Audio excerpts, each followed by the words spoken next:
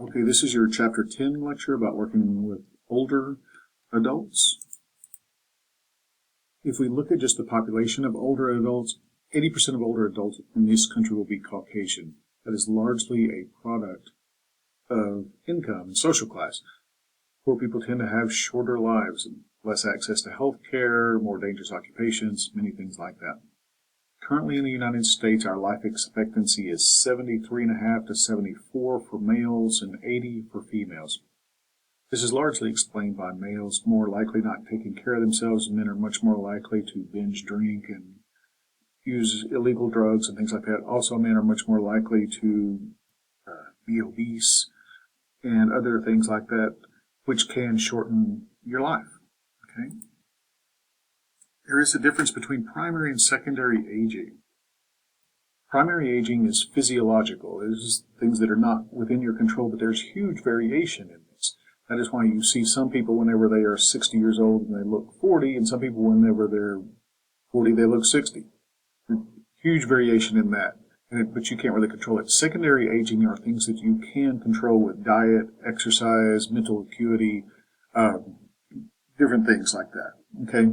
Ageism is just a discrimination against people of a certain age. And you see this largely, the most obvious example is discrimination in employment. Once you reach a certain age, it's hard to get jobs, especially jobs that you might want. Okay? Largely because people believe that folks that are aging won't be reliable, or they won't be knowledgeable or adaptable. Okay? Poverty, a lot of seniors, probably too many, get the majority of their income from Social Security. While Social Security is a good program, you should not depend on it to be the majority of your income. One thing that many seniors will deal with is retirement. This can be difficult for people because their job and their personal identity get intertwined. You see this a lot of times with men. You'll ask men, what do you do? And you ask them, what do you do? But they respond with, I am. I'm a lawyer. I'm a farmer. I'm a businessman. It lets you know that that is a big part of their identity. Okay.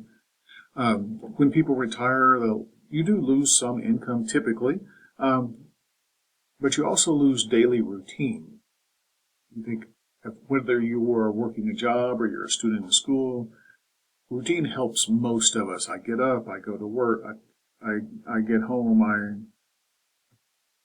cook meal, I take care of my children, I do whatever. All of a sudden, whenever that routine goes away, it can lead to a lot of unpredictability.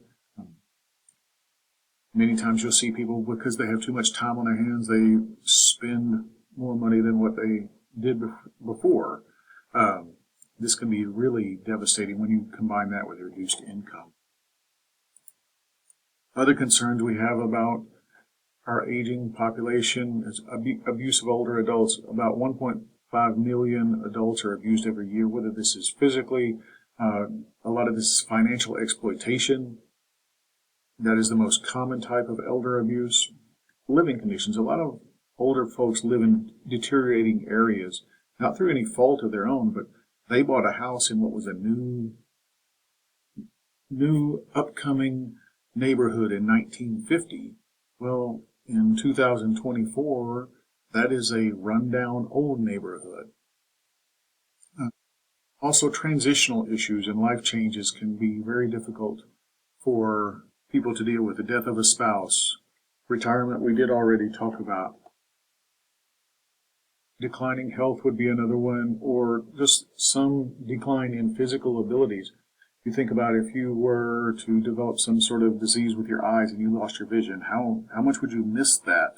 And that would also impact your ability for transportation and independent living and things like that. If you were to lose your hearing, how much would you miss music or just talking to people and easily being able to converse back and forth with them? Those life changes are something that many times people have difficulty with, that they can use the help from a social worker as far as learning and adjusting to their new life status. One of the things we want to do with seniors, helping them be as autonomous as possible, letting them make their own decisions and living the way that they want to. Okay. The care that they receive many times is split between home-based and community-based. Home-based is where they're receiving assistance in their home. Sometimes this is through informal networks, like through your church or something like that. It can also be from respite care, people that come in and help take care of you. But those are home-based services, and they're typically very expensive. We see a lot of community-based services. Whether this has been hospices or congregate meal programs, different things like that. And these can also often be beneficial for community building within the older adult community. Aging clients will live in nursing homes or assisted living facilities. Now, there's a ton of difference between those two things, especially cost-wise. Nursing homes typically, as the name implies, nursing are a lot more medically driven, whereas assisted living will typically have a nurse on staff, but they're not going to provide that daily medical needs that some folks, if they have really declined, may need. Okay, a lot of the times the nursing homes or community centers will have social activities, games, outings, and many times the living close to other people of their same age or similar age will help meet the social and emotional needs of the client. Many times these places also assist in end-of-life planning. Other jobs there that you would see, there were medical, dietary, social workers that would help with the meals and things like that. Empowering diverse population, dealing with decreased power in many areas. This is one of the things that really impacts older adults. Are interested in working with older adults. One of the main things we need to do is identify any stereotypes you have about older adults. Largely what we know from stereotypes, they're not true. They may apply to a percentage of the population, but many times people apply them to everyone, and we know that that is unfair and unethical and untrue. Appreciate the different life situations of seniors. In working with older adults through teaching, I've had some of my students interact with older folks at assisted living facilities, and you would be amazed at the different lives that they've lived. I used to have a project that I would have students do where they had to get to know one older adult and really write about their lives. One of the students that I had, the woman that she met with worked as a prostitute during World War II, and it was while many people may consider an immoral job, it was a tremendously interesting line of employment in that time frame in U.S. history.